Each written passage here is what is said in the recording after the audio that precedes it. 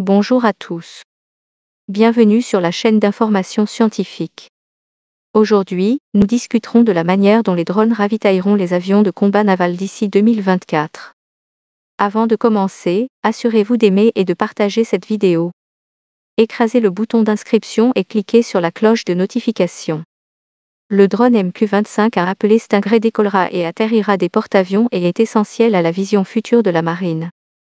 Normalement, lorsque les avions de combat Super Hornet de la marine décollent d'un porte-avions, ils sont parfois accompagnés de coéquipiers chargés de 5 réservoirs de carburant supplémentaires. À quelques centaines de kilomètres de la mission, ces chasseurs ravitailleurs viendront compléter les chars de leurs compatriotes, augmentant leur autonomie, avant de repartir. C'est un travail complexe et difficile, et cela met à rude épreuve leurs cellules. Mais d'ici 2024, la marine prévoit de faire effectuer ce travail à la place par un drone autonome et sophistiqué appelé le MQ-25 Stingray, qui opérera à partir de transporteurs comme un pétrolier et laissera les chasseurs faire le combat. Sur une piste, le MQ-25 Stingray ressemble à un demi-avion. Son corps gris et élégant, avec des ailes étroites et un fuselage condensé, lui donne une apparence qui se situe quelque part entre un chasseur fictif et un avion cascadeur du monde réel avec le cockpit lobé.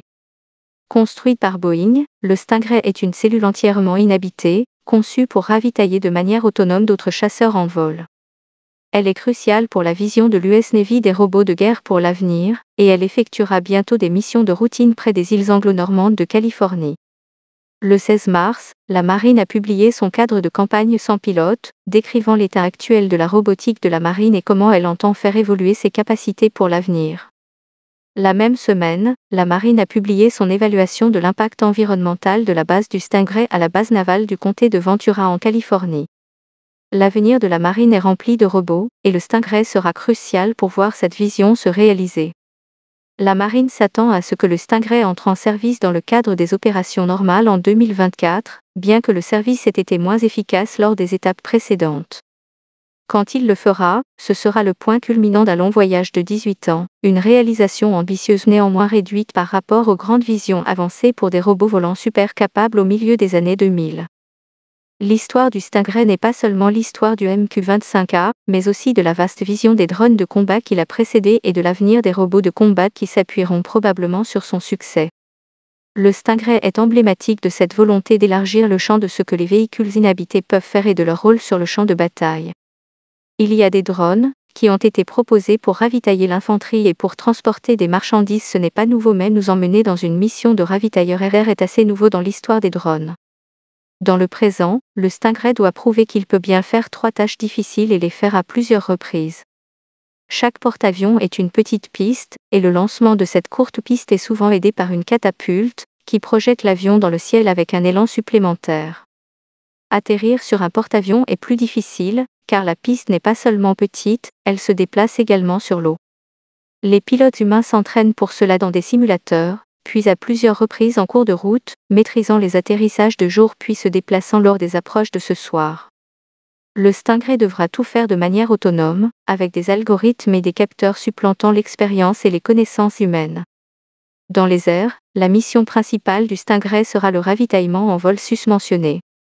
Cela implique de voler 500 miles, de suspendre un tube en forme d'ovipositeur dans un robinet de ravitaillement spécial sur l'avion de réception, de maintenir un vol régulier jusqu'à ce que le réservoir du chasseur soit rempli, puis de répéter le processus jusqu'à ce que le pétrolier ait épuisé les 15 000 livres de carburant porte à cet effet.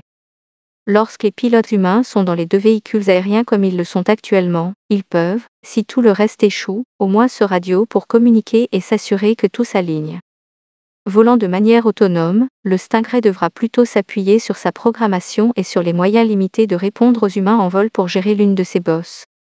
Le MQ-25 nous donnera la possibilité d'étendre l'aile aérienne sur probablement 300 ou 400 000 au-delà de l'endroit où nous allons habituellement, a déclaré le vice-amiral Mike Schumacher au magazine Proceedings de l'US Naval Institute en septembre 2017. Un Super Hornet peut parcourir environ 450 miles avant de devoir revenir pour faire le plein. Alors que la stratégie actuelle consistant à utiliser des Hornets pour ravitailler d'autres Hornets est efficace, chaque ravitaillement nécessite des pilotes humains et empêche les combattants utiles de participer à des attaques à longue portée. Cela augmente également l'usure des Super Hornets qui volent en tant que transporteurs, raccourcissant ainsi l'espérance de vie globale de la flotte. Le transfert de cette mission à un drone libère les Super Hornets existants et les pilotes humains pour les missions de grande envergure. Que fait Stingray est le travail de soutien fondamentalement impertinent de la guerre. Les avoir dans la flotte améliore les chasseurs, et cela signifie que les porte-avions que les chasseurs volent ne peuvent pas rester plus éloignés du danger, ou peuvent envoyer des chasseurs plus loin vers des ennemis plus difficiles à toucher. Le Stingray facilite la guerre aérienne, même si son principal mode d'opération sera comme un dépôt de carburant dans le ciel entre la piste et l'endroit où les bombes ont frappé. C'est un début modeste pour un programme dont les racines remontent au début du XXIe siècle. En 2006, la marine explorait ce qu'elle pouvait faire exactement avec des robots volants. Un budget de défense d'octobre 2000 prévoyait que, un tiers des avions de la flotte opérationnelle des avions de la force de frappe profonde, devaient être inhabités d'ici 2010. Pour la marine, cela signifiait développer un véhicule aérien de combat sans pilote furtif, autonome et basé sur un transporteur marine. Un rapport du Congressional Research Service en octobre 2006 décrivait cette vision. La première mission de Luke Haven serait la surveillance et la seconde la suppression des défenses aériennes et des opérations de frappe ennemie. Le développement d'un drone de combat pour la marine a commencé avec la DARPA en 2003, les recherches ayant ensuite été transférées à un bureau conjoint de l'armée de l'air et de la marine en 2005, avant que le programme ne devienne entièrement naval en 2006. Ce programme a porté ses fruits avec le X-47B, un drone autonome en forme de coin qui a volé pour la première fois en 2011. Construit comme un démonstrateur de technologie expérimentale, le X-47B était capable de décoller et d'atterrir sur un porte-avions, même s'il ne collait pas toujours à l'atterrissage. Lors de vols ultérieurs, il a démontré sa capacité à voler avec les informations des combattants et, en quelque sorte, il a même été ravitaillé avec succès en vol. Après le X-47B, on s'attendait à ce que la marine cherche à développer le drone en un avion de combat à part entière, capable de suivre les ordres émis par l'homme pour trouver des ennemis et larguer des bombes sur eux. Au lieu de cela, la marine a réduit la portée de sa vision des avions inhabités, l'éloignant du combat direct. En partie motivée par une légère contrainte budgétaire, la marine a cherché à sortir son drone d'un rôle de combat pour le faire passer au renseignement, à la surveillance et à la reconnaissance.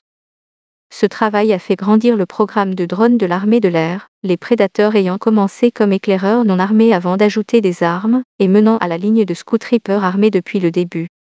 L'idée dès le départ était que le Stingray pourrait peut-être à l'avenir assumer les missions qui étaient envisagées pour le X-47B, mais jusqu'à la semaine dernière, il n'y avait pas beaucoup de mots de la marine sur l'expansion de cette mission au-delà de la rôle du pétrolier.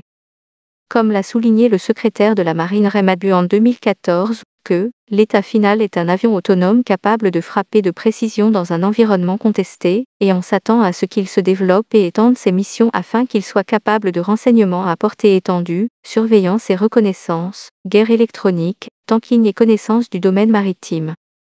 Cela peut encore rester l'état final à l'esprit, mais le Stingray y arrivera d'abord en déterminant comment être un pétrolier fiable, puis en ajoutant le dépistage sur une plateforme de pétrolier déjà réussie. La marine a décidé de transformer son gros drone porteur en pétrolier en 2016, malgré les objections du Congrès, qui souhaitait concentrer cette énergie à la place sur un avion d'attaque. Ce passage à un pétrolier signifiait également que Northrop Grumman, qui a construit le X-47B, a décidé de quitter la compétition pour le contrat, qui a finalement été remporté par Boeing. Lors d'une audience à Capitol Hill au sujet du nouveau cadre de campagne sans pilote de la marine, le vice-amiral James Kilby a évoqué la possibilité que la cellule capable du Stingray puisse assumer des tâches et des charges utiles au-delà du ravitaillement en vol. Comme la surveillance et la reconnaissance du renseignement, peut-être une attaque électronique, une frappe et d'autres choses à mesure que la complexité grandit dans cet ensemble de missions. La guerre électronique, au sens large, fait référence aux brouilleurs et autres armes qui interfèrent avec ou neutralisent les systèmes électroniques, par des moyens autres que la destruction explosive.